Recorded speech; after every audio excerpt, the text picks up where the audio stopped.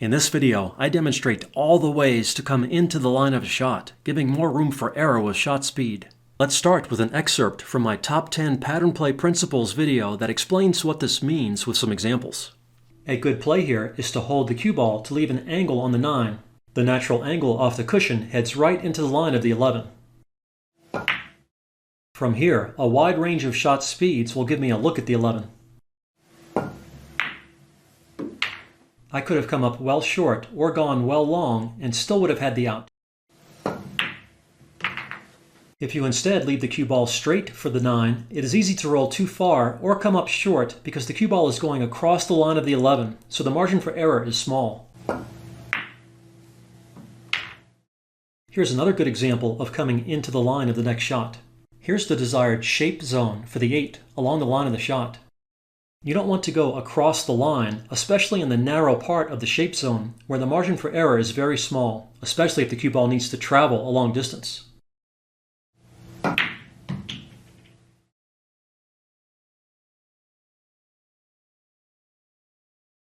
Instead, you want to come into the fat part of the shape zone along the line of the shot whenever possible.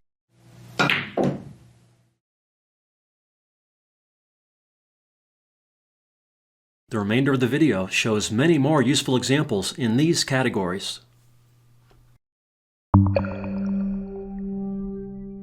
The simplest way to come into the line of a shot is straight, off no rails. Here's an example where this is possible. You wouldn't want to go across the shot line where the margin for error with speed is small. A better option is to stun right into the line of the shot, where a wide range of speeds will give you a look at the 8. I was a little greedy trying to get close to the 8 on that one. But with less speed, even if the line isn't perfect, you can still get a good result if you come close to the ideal line of the shot.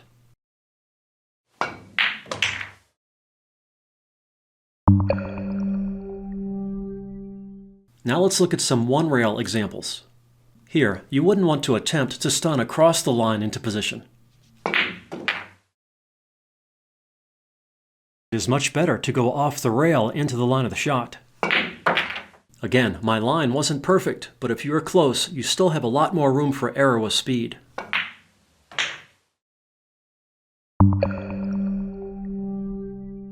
Now let's look at two-rail examples. There are many shots in this category since going off two rails is a common way to come into the line of the next shot. Let's start with some examples from my Top 10 Pattern Play Principles video. Here's another example where coming across the line of the 8 is not a good approach. I came up well short on that, but it is also easy to go too long. An option here is to just roll the cue ball in the natural angle direction to come more into the line of the shot from behind, like this.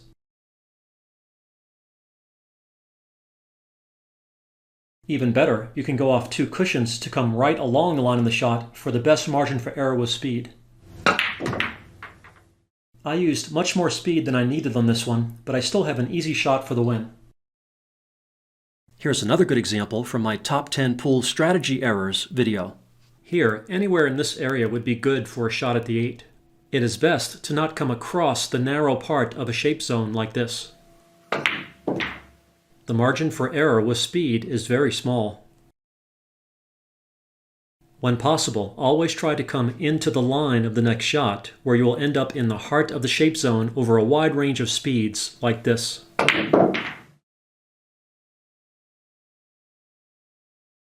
Or like this.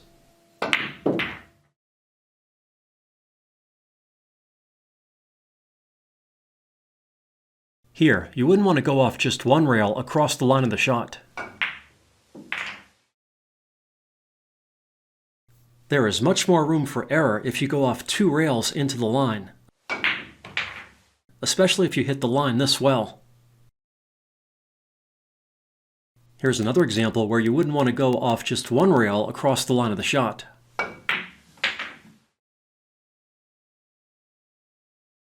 Two rails are better here also.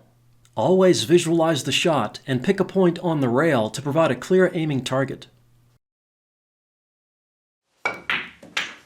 Again, even with a non-perfect line, I still get a good result with the smart strategy. Here, the natural two-rail path comes across the line.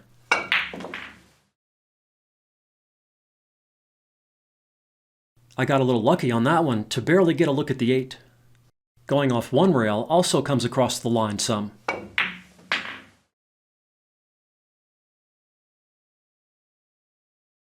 A better approach here is to use inside spin to come off 2 rails more into the line of the shot. Even though my speed was a little slow, because I chose a good line, I still have a shot. Here, going off one rail comes straight across the line of the shot.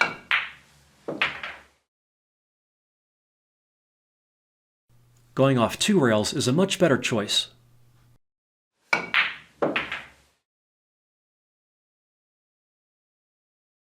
Here's a ball in hand example after an opponent foul. A banger, who thinks they can draw the ball well, might shoot it like this.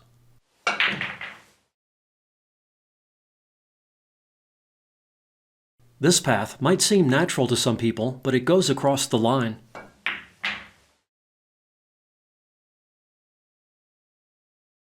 This is a much smarter ball in hand choice. I am using my peace sign to visualize the exact path I want. For more information, see the link in the video description. Coming into the line of the shot like this makes winning much easier.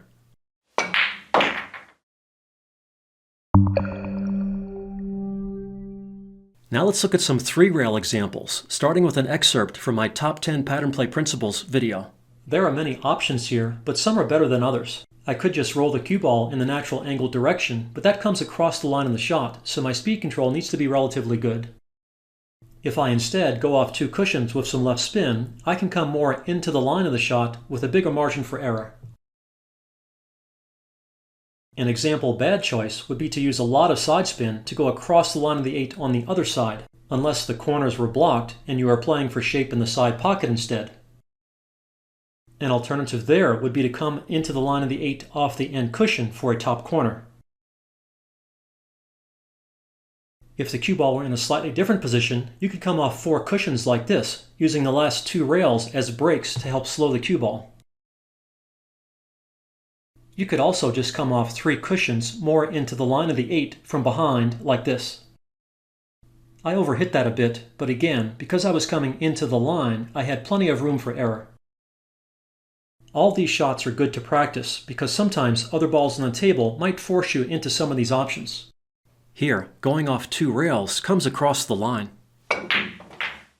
I got lucky on that one and landed perfect, but if it were a hair slower or a hair faster, I would not have had a shot. 1 rail with inside spin is better, but it crosses the line. That wasn't bad because I went into the wide part of the shape zone, although I would prefer not be that close to the cushion. Coming off 3 rails is a much better choice here, especially with the 3rd rail helping to slow the ball.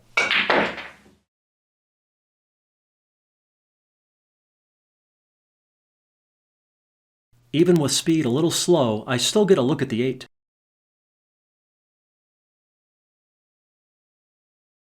And even if the line is off some, I can still get a good result.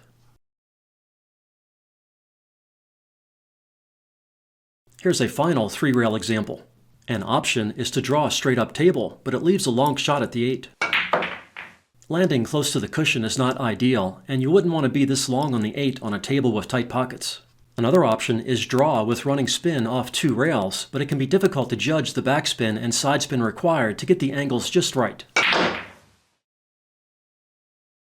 That's a decent result, but it required lots of speed and a little luck. A 3-rail path option takes less effort and it gives a much more natural path into the line of the 8, especially if you know the corner 5 system linked in the video description.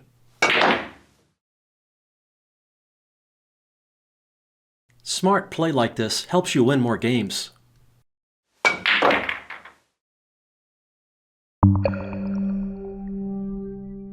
The most interesting category of coming into the line shots is from behind. These choices aren't always obvious to less experienced players. Let's start with a simple example with many alternatives. One option is a slow roll for a shot at the 8 in the side, but such slow speed risks a miss from skid. Also, it is easy to overrun the shot, especially on a fast table with bouncy cushions. Another option is to play to the short side for the far corner, but this comes across the line of the shot. I went a little long on that one and ended up on the 50-yard line between both corners. A better option is to come into the line of the 8 for the near corner from behind like this. I could have hit that softer or way harder and still had a good look at the 8. With other balls in the way, and with the cue ball at a slightly different angle, an option is to come into the line from behind with straight draw. Here, the 5 blocks the draw path, but we can come into the line from behind off the rail using running spin to lengthen the angle more into the line. This is a common position play that some inexperienced players don't consider.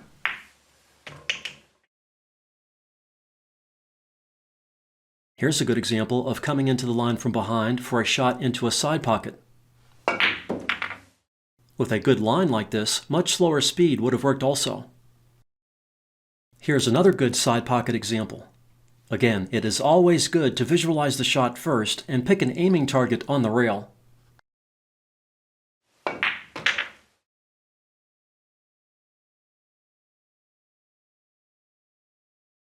Here's an example of coming into the line from behind for a long shot into a corner. Here, I am visualizing the line I want. It helps to know the 45-degree rule linked in the video description for shots like this. I just need to stun forward slightly to have the cue ball track to the left side of the table center. I got a little greedy, coming very close to the 3, trying to get perfect on the 8. Even though I hit that too soft, I still have a shot, and much harder would have also worked. Here's a safer line where again I have a big margin for error with shot speed.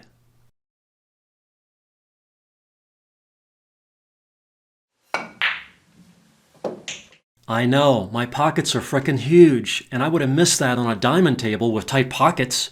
I've heard it all before. Well, I got lucky. But the point of the demonstration is still valid. Come into the line of a shot when you can to give yourself lots of room for error with speed.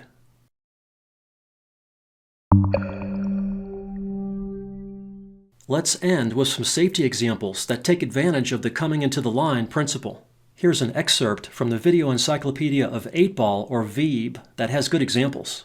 An important safety principle is coming into the line of blockers to offer the largest margin for error with speed control.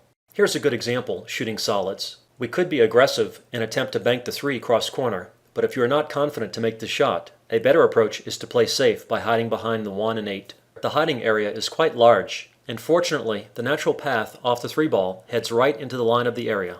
In cases like this, the margin for error with speed is huge. We can come up well short or go clear to the blocking balls and still snooker our opponent.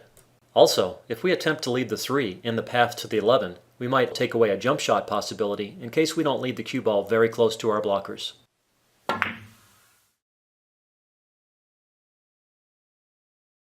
With more speed, we could have really tied up the cue ball, but this safety was still effective.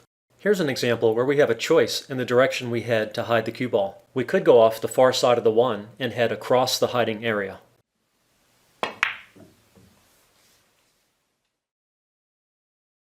That actually worked, partly because the hiding area is fairly large with this shot. However, if we went just a touch longer or came up short, we would give our opponent a look at the 11. A much better option here is to go off the other side of the 1 and come more into the line of the hiding area. This will give us a much larger margin for error with speed.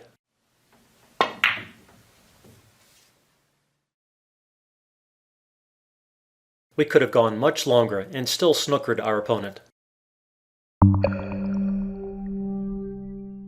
Check out all the links in the description or pinned comment below if you want to learn more about any topics in this video. And as always, good luck with your game from Dr. Dave.